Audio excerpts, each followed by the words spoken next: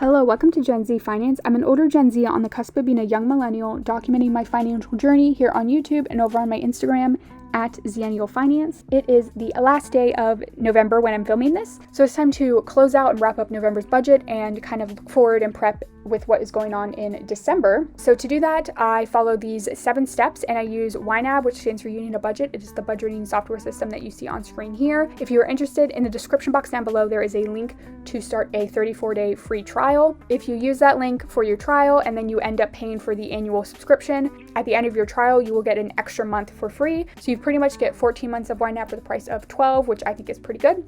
But let's jump right into it. And all transparency, I've already done a lot of these steps because I had a lot that I needed to work through and I didn't want to waste y'all's time filming all of it as I kind of worked through it in my budget. But the first step is to reconcile on budget accounts. So these would be like my checking account, my savings account. So that's been done. Step 2 is to reconcile tracking accounts. So I haven't done all of these, so I thought I would take you through some of the steps and processes, especially since the markets just closed for the month when I'm filming this. So this would be a fun exercise. I don't do it every single month. And the past week in the market has been a bit sad, so I'm expecting some losses in this. There's a couple ways you can do this, but I'm going to clear those 2 inflows and then come up here to reconcile. Is my current account balance 6561? And it is unfortunately not. So my current account balance is 635645. Okay, I'm going to let this create an adjustment for me. And then I'm going to come back in here and just update this. So the payee, and I'm going to make it the market. And for the memo, I'm going to say this is a loss, frowny face. And so it was an outflow of 205.43, and that was kind of like my market loss for the month. Now it's unrealized, I'm not selling any of this, but now my account balance in ynab is equal to what is actually reflected in my HSA accounts. So we'll do the same thing with my taxable brokerage account. So I will clear those. Is my account balance 8643? No, it is 855891. Create adjustment. And again, I will just update these to be the market. And so that is what I do for all of my tracking accounts. I just go through them one by one and either reconcile a loss or a gain for the month. But I don't think I'm gonna have any gains for this month because, like I said, it was kind of a rough month in the market. But I just wanted to show you how I reconcile my tracking account, so we will mark that as complete. Okay, so step 3 is to cover any overspending or move money around as necessary. So I have already covered all of my overspending and moved money around, but I will show you what I did. Going to recent moves and looking at moved. For today, I had to cover some overspending in dining out, so I took that from health and hygiene and prescriptions. I also made an $1,800 purchase of I-bonds. So I just took that from the general emergency fund. So pretty much in my mind, it's a transfer. So instead of keeping all of my emergency fund, my general emergency fund in cash, I decided to put some of it into I-bonds. So that money is locked in for 1 year. So I won't be able to take it out until November of 2022, but at least this way the money is keeping up or keeping pace with inflation, which is more than it's doing in my checking account. So I transferred another $1,800 into bonds. So that was all the money moving around I did in November. Step 4 is to review my spending and saving for the month. So let's go ahead and check out my reports. In November, I spent just about $975, $450 of that. Those are my normal bills to my mom that I send to her every single month. So 20% of that, or just about $195, was in fun money, which is more than I would like to spend, but $73.47. The reason I went over budget here is because of this purchase to Starbucks. So for Black Friday, Starbucks did buy a $20 gift card and we'll give you an extra $5. So I thought that was a pretty good deal and did that. And so that way, kind of like my Starbucks for the rest of the year and probably until like January of 2022 is prepaid, which is pretty nice. Then I spent $70 in splurges, and this was buying some Taylor Swift merch. Then $37.54 in entertainment. This included the Taylor Swift Red version CD.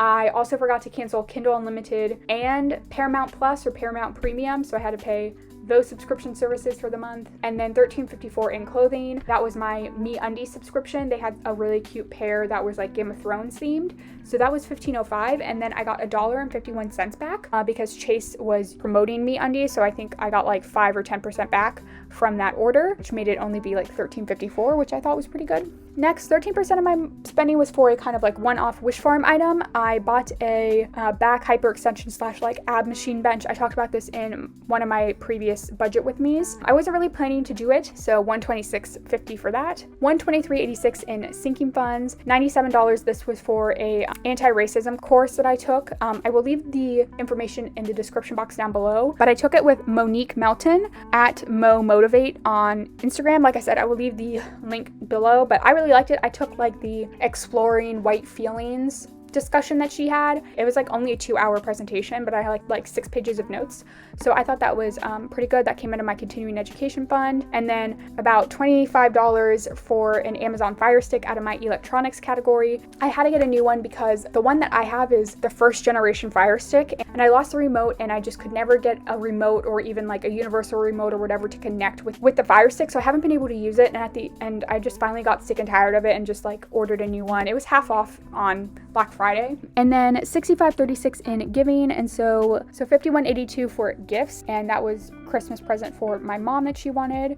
And then $13.54 in random acts of kindness. I gave finally under monthly varied $11.17 for parking and tolls. So that's how I spent $972.28. Now let's look at my fire category and look at what I invested. So you can see when I include that, I actually spent around $3,697. So $2,725 I had outflows in my fire categories, and $1,800 of that was what we talked about with the bonds. I had to take that out of my savings because like that's not going to be in, you know, my checking account anymore. That's going to be a separate account. So here it is under my tracking accounts here, Treasury Direct account. But I took that from my general emergency fund, and then $900 to my brokerage, how I was trying to buy the dip that the market had on Black Friday. So that was an extra like $400, and then $25 to crypto. Okay, so that was step 4, which is to review spending and saving for the month. Step 5 is a net worth check-in. I'm actually going to do that in a separate video for the sake of time.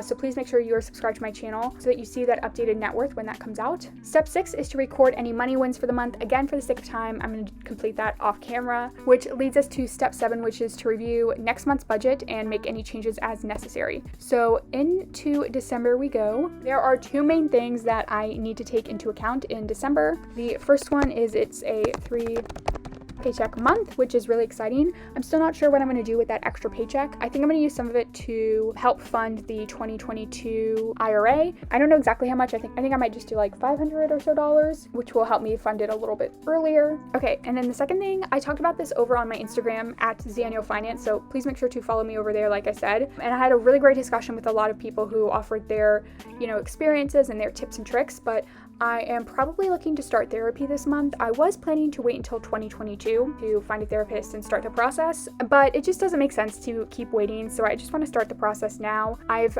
sent out a couple of emails to potential therapists asking if they would have any availability, and so I'm still trying to figure out if I will be able to see someone in December. So if I don't, then, you know, I won't have to pay for it in December, but if I do, that's going to be an expense that I'm going to need to cover. Luckily, I'm going to try to just work through in-network doctors, and that is why I have my entire out-of-pocket max saved in advance. So if I'm able to see someone this month, whatever the cost is, I can just take it out of my out-of-pocket max category down here.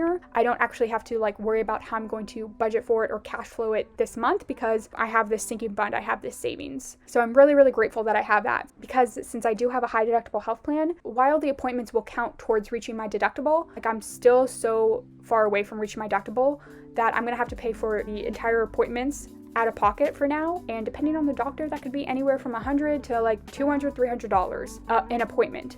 So I'm gonna just, you know, eat the cost and pay the full fee for now, and probably for a lot of 2022, but I have that money set aside already, so I'm not gonna let that be a barrier for me to go talk to someone that I need to. Okay, so other than those 2 things, here is my plan for how I think I'm gonna spend my kind of living expenses in December. I'm gonna try to fill up a tank for my mom. That's gonna be $30 in gas. I'm setting aside $20 in health and hygiene. I think I'm going to need $50 for my prescriptions. I managed to not have to buy any prescriptions in November, I think because I bought them at like the end of October. I managed to squeak by in November, but I'm going to have to do a refill in December. So then for my fun money, I have $45 in dining out.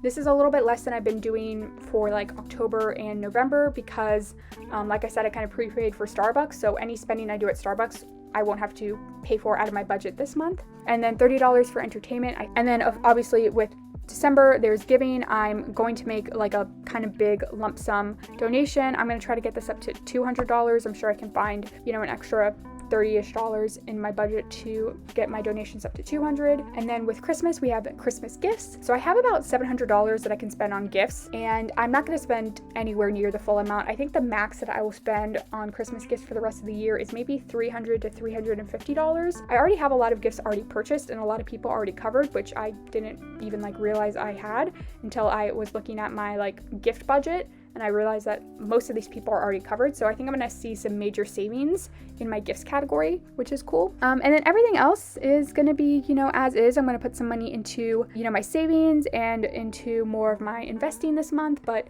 I think the two big things is going to be the 3 paycheck month and trying to figure out what I'm going to do with that 3rd paycheck, and then potentially starting therapy and just having to kind of cash flow that for my sinking fund. Okay, so that is going to be it. That is the completion of step 7, and just like that, we have done my November budget wrap up and review. Let me know how November went for you. What are you expecting in December? So thank you all so much for watching. As always, I hope you all are staying safe and healthy and that you have a good day.